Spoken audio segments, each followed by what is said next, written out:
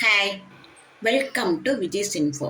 இன்றைக்கி நல்ல ஒரு அருமையான நல்ல ஹெல்த்தியான பிரேக்ஃபாஸ்ட் அடை செய்வோம். பருப்பு அடை. இதுக்கு நான் ஒரு 1/4 கப்பு கடலைப்பருப்பு எடுத்துருக்கேன். அதே அளவில் 1/4 கப்பு துவரம்பருப்பு, 2 ஸ்பூனு உளுத்தம்பருப்பு, இந்த ஒரு கிளாஸில் அரிசி எடுத்து வச்சுருக்கேன். புழுங்கல் அரிசி, மிளகாய் வத்தல் ஒரு 7-8 உங்களுக்கு காரத்துக்கு தகுந்த மாதிரி எடுத்துக்கோங்க. இது எல்லாமே நல்லா 2 மணி நேரம் ஊற வைக்கணும். இதை முதல்ல ஊற வச்சு அரைச்சிக்குவோம். இது முக்கால்வாசி அரைஞ்ச பிறகு இந்த 2ஐயும் ஊற வச்சதை போட்டு நரம் அரைச்சிக்கலாம். ரொம்ப நைஸாக அரைக்க வேண்டாம். இந்த 3ஐயுமே போட்டுக்கலாம். உளுந்தையும் போட்டலாம். இது கூடயே நரம் அரைச்சிக்கலாம். மிளகாய் அரிசி கூட சேர்த்து அரைச்சிக்குவோம். இந்த நல்ல அரைச்ச பிறகு ஒரு 1/2 மணி நேரம் ஊறினா போதும். நம்ம உடனே செஞ்சிடலாம். கெஸ்ட்டெல்லாம் வந்தால் இட்லி மாவு தோசை மாவுலாம் இல்லைன்னு சொல்லாமல் இது ஒரு 2 மணி நேரத்தில் டக்குன்னு ஊற வச்சோமா அரைச்சோமா டக்குன்னு நம்ம அடைச்சி விட்டுறலாம். இதை இப்போ நம்ம ஊற வச்சுட்டு காமிக்கிறேன். உங்களுக்கு ஊற வச்சு அரைச்சிட்டு காமிக்கிறேன். பாருங்கள், அரைச்சிட்டு வந்தாச்சு. அரைச்சிட்டு வந்து ஒரு 1/2 மணி நேரம் அப்படியே வச்சுட்டேன். பாருங்கள், இப்போ கெட்டியாக இருக்குது. நம்ம வேண்டிய தண்ணி கொஞ்சம் ஊற்றுவோம். சிலவங்க கெட்டியாகவே ஊற்றுவாங்க. நமக்கு இங்கே கெட்டியாக போட்டுனா யாரும் சாப்பிட மாட்டாங்க. அதனால் கொஞ்சம் நான் தண்ணி விட்டுக்கிறேன். இப்போ இதில் காயப்பொடி போடுறேன். தேங்காய் துருவுனது, தேங்காய், ஆனியன், சின்ன வெங்காயம் ஒரு 5-6 கட் பண்ணி நல்லா பொடியாக கட் பண்ணி வச்சுருக்கேன். அதை போடுறேன். பூண்டு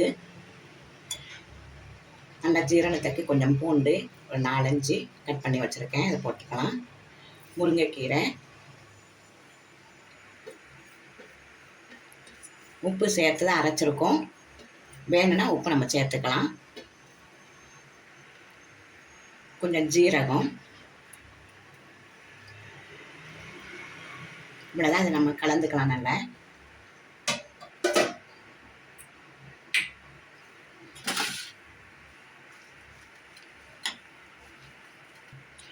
இந்த அளவு நம்ம கரைச்சிக்கலாம். ஊற்றுற அளவு இந்த பாருங்கள், குறந்தான் அரைக்கணும். ரொம்ப நைஸாக அரைச்சிடாதீங்க, நல்லா இருக்காது.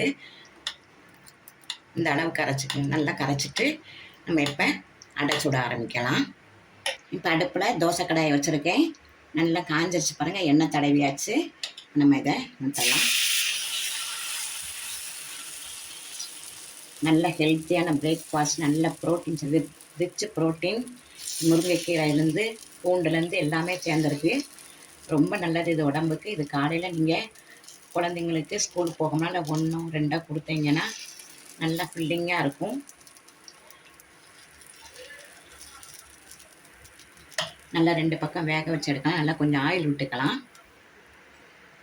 கடலை எண்ணெய் தான் விடுறேன்.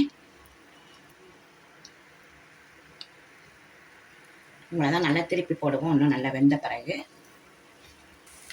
நல்லா திருப்பி போட்டாச்சு. இப்போ நடுவில் கொஞ்சம் கீரல் போட்டு கொஞ்சம் ஆயில் விட்டுக்கலாம். குழந்தைங்க சுடுறப்ப கொஞ்சம் ஆயில் நிறைய விட்டே சுடுங்க, நல்லாயிருக்கும் டேஸ்ட்டு.